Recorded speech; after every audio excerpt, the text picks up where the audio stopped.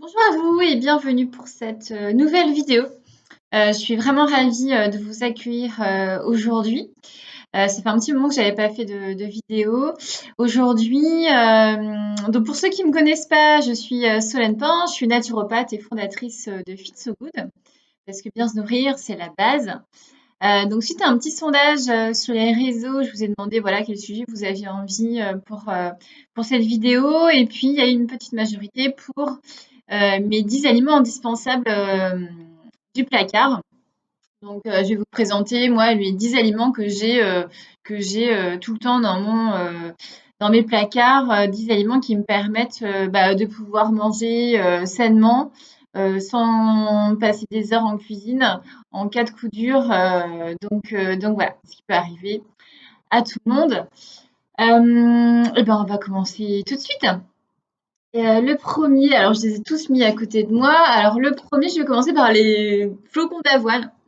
Les flocons d'avoine, j'en ai tout le temps. C'est rare qu'il m'en manque. Les flocons d'avoine pour les petits déjeuners. Vous pouvez en faire des porridge, vous pouvez faire des muesli, vous pouvez faire du granola. J'ai une super recette de granola sur mon compte Instagram. Je vous le remettrai en barre d'infos. Les porridge, les flocons d'avoine, vous pouvez aussi en faire des tartes. Moi, je les utilise pour en faire des tartes, que ce soit salées ou sucrées. Vous pouvez les utiliser aussi pour faire des muffins. Vous pouvez aussi faire des porridge salés. Je me suis lancée il y a pas très longtemps dans les porridge salés et franchement, c'est juste super bon. Si vous voulez que je vous mette une recette de porridge salé, n'hésitez pas à me mettre un petit commentaire. Je vous partagerai ça avec plaisir. Les flocons d'avoine, c'est riche en protéines. C'est riche en magnésium, c'est riche en fer, en potassium, en phosphore. Les flocons d'avoine, c'est super intéressant, vraiment. Euh, c'est nourrissant en plus, et puis ça a un indice glycémique pas trop élevé, donc du coup, c'est plutôt des glucides complexes assez sympas à mettre dans votre assiette. Donc voilà, les flocons d'avoine, ça c'était le premier. Le deuxième, je vais enchaîner avec les graines de courge. Alors les graines de courge, ça c'est pareil, j'en ai tout le temps. J'en ai tout le temps et j'en mange quasi, ouais, j'en mange tous les jours en fait. Les graines de courge, ça permet de pimper un peu vos salades, rajouter un petit peu de croquant, puis ça a un petit goût sympa. Ça permet aussi de pouvoir en mettre dans les yaourts, dans la compote, dans la soupe aussi. En ce moment, la bonne soupe le soir, vous pouvez mettre un petit peu de topping comme ça sur votre soupe, c'est sympa. Ça donne un petit croquant à la soupe et un petit goût sympa en plus. Les graines de courge, c'est très riche en zinc. Très riche en zinc, ça c'est bon pour le système immunitaire. Donc je vous invite à manger des graines de courge. Donc ça c'est le deuxième aliment. Le troisième que j'ai, si on enchaîne un peu sur genre dans cette idée-là, beurre de cacahuète. J'ai toujours du beurre de cacahuète dans mes placards. J'adore ça.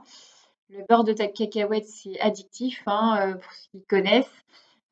Si vous n'avez jamais tenté banane, beurre de cacahuète, juste ça, hein, juste la banane et beurre de cacahuète, vous savez pas ce que vous loupez, mais je vous conseille d'essayer. Donc j'en ai toujours dans les placards. J'en fais aussi régulièrement moi-même en fait, hein, parce que c'est assez facile à faire. Il suffit d'avoir un bon robot, mais j'en fais aussi moi-même. Celui-ci est super bon. Je sais pas si vous connaissez, mais ils le vendent chez Biocoop, parce qu'il y a un petit peu de morceaux dedans et du coup ça fait un petit peu croquant. Voilà, super bon. Donc beurre de cacahuète pour le petit déj. J'en mets, ouais, voilà, sur mes fruits. Enfin voilà, je l'utilise quand même beaucoup en petit déj, mais rarement avec mes plats salés. Mais voilà. Donc hyper pratique et hyper bon et hyper gourmand. Très bon, très riche en bons gras et en protéines. Les cacahuètes, c'est une légumineuse et c'est riche en protéines, donc c'est intéressant aussi la cacahuète. J'ai toujours des œufs aussi. Toujours des œufs dans mon placard.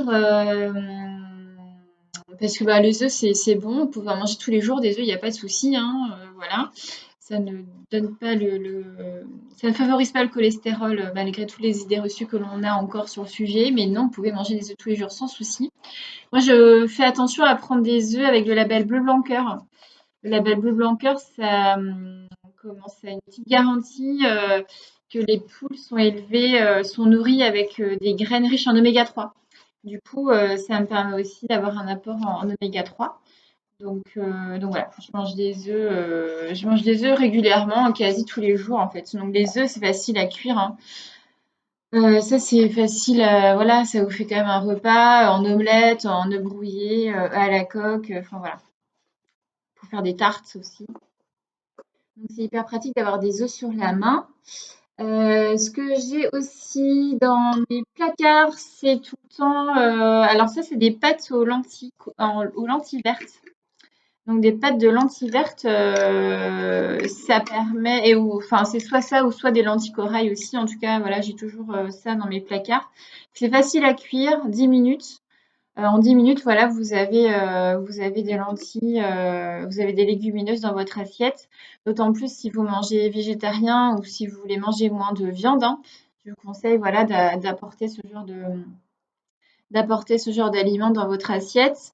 C'est ludique aussi, enfin voilà, ce genre de pâtes parce que ça permet justement de manger des légumineuses sous une forme plutôt sympa. Donc pour les enfants, ou voilà, si vous êtes assez réticents. Donc ça, voilà, hyper pratique et cuit en 10 minutes. Donc c'est hyper rapide. Un autre truc que j'ai aussi, alors ça c'est de la semoule de blé complet. Ça, c'est vraiment pour les jours où vous n'avez pas le temps de faire à manger, vous avez faim, et puis vous êtes très impatient, c'est pris en 5 minutes. La semoule, une dose de semoule, une dose d'eau, et puis c'est tout. Donc, pas besoin qu'elle soit chaude, l'eau, hein. Ça marche aussi dans l'eau froide. Donc ça, j'ai toujours dans mes placards. Privilégier la semoule de blé complète plutôt que semoule de blé blanche raffinée. La semoule de blé complète va vous apporter des minéraux, donc va être beaucoup plus intéressante et va avoir un impact sur votre glycémie moins importante que de la semoule de blé classique raffinée. Donc semoule de blé. La semoule, c'est riche aussi, donc c'est en sucre, en glucides complexes, donc c'est intéressant. C'est riche en minéraux, en magnésium, en vitamine B, donc hyper intéressant. La semoule, ça marche toujours avec les enfants aussi, hein. Autre ingrédient que j'ai dans mes placards, les tomates séchées. Donc moi, je les prends souvent dans l'huile quand même, mais vous pouvez aussi trouver des tomates séchées en vrac. Tomates séchées, pareil, ça donne du goût à un plat, ça donne de la couleur. Euh, et puis voilà, ça a beaucoup de goût. Donc les tomates séchées, si elles sont dans l'huile, en plus comme ça vous apporte un petit peu de bon gras en plus. Ce que j'ai dans mes placards également, eh ben, des légumes lacto-fermentés. Alors quand j'ai plus de légumes frais, voilà, parce que ça peut m'arriver comme tout le monde. J'ai pas le temps d'aller, voilà, de me faire livrer ou d'aller faire les courses. Moi j'adore les légumes lacto-fermentés. Donc voilà. Moi dans la choucroute, je préfère le chou que la charcuterie. Les légumes lacto-fermentés, c'est très intéressant aussi pour nourrir votre microbiote, donc pour vos défenses immunitaires, c'est hyper intéressant. Et puis vous en trouvez comme ça en bocal, vous en trouvez même en vrac aussi. Vous pouvez aussi les faire lacto-fermentés. Donc là, j'avoue que je les fais rarement lacto-fermentés, je les achète, mais voilà. Mais en tout cas, ça, j'ai toujours ça. En cas de coup dur, c'est pareil quand on a envie de légumes et qu'on n'a plus de légumes frais, légumes lacto-fermentés. Et puis en plus, c'est bon pour la santé. Autre chose, la sauce tamari. Ça, c'est un truc, j'en prends en format familial tellement j'en mets partout. Le petit truc qui fait la différence pour donner du goût, ça fait un petit fond de sauce genre à la version végétarienne. Euh, donc, euh, donc voilà, sauce tamari. C'est aussi pas mal pour le microbiote. Et puis avec la semoule, par exemple, quand vous faites votre semoule, petite astuce, mettez un petit peu de sauce tamari ou sauce soja, par exemple. dans l'eau. Ça donnera un super goût aussi à votre semoule. Donc voilà. Donc moi, j'en mets partout. Là, en ce moment, je fais des légumes rôtis. Voilà, avant de les rôtir, je mets un petit peu de sauce soja dessus. Ça caramélise un peu. Enfin voilà, c'est super bon. Donc voilà, sauce soja, ingrédient hyper pratique qui donne du goût. Et puis, je termine avec l'huile d'olive. L'huile d'olive, c'est un indispensable aussi hein, du placard. L'huile d'olive, on peut cuisiner, on peut cuire avec. Et puis, ben aussi, on peut évidemment faire des vinaigrettes ou en mettre juste comme ça un filet sur vos légumes, sur vos crudités ou autres. Donc, l'huile d'olive, ben, pareil, j'en ai toujours. Hein. Privilégiez l'huile d'olive bio, évidemment, première pression à froid, dans une bouteille en verre et légèrement teintée. C'est important. C'est important d'acheter des huiles de qualité. Personnellement, j'aime bien quand elle est un peu fruitée, donc quand elle a un peu de goût, l'huile d'olive. Donc voilà. Après, c'est selon les goûts de chacun. Mais voilà, l'huile d'olive, ça c'est aussi indispensable. Voilà. Bon, bah, je pense que j'ai fait le tour. Voilà pour mes 10 indispensables, mes 10 aliments indispensables du placard. Avec ces 10 aliments-là, vous pouvez vous préparer des petits plats savoureux. Merci de m'avoir écouté.